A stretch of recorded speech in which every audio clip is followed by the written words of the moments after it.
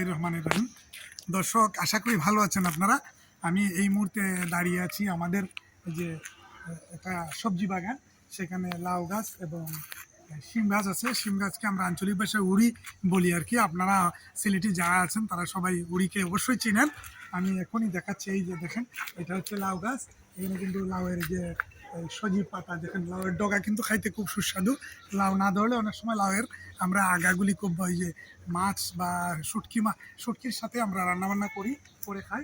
আর একটু সামনে আগা এই যে দেখেন, এটা যে শিম গাছ, মানে খুব চমৎকার। মানে আমরা ঘুড়ি দিয়েছি, মানে এটা ঘুড়ি বলে আঞ্চলিক ভাষায়। এবং আম গাছের ডাল, এরপরে এই বাঁশের টাঙ্গা দিয়েও আমরা ঘুড়ি বানিয়েছি। মানে প্রচুর উড়ি ধরেছে।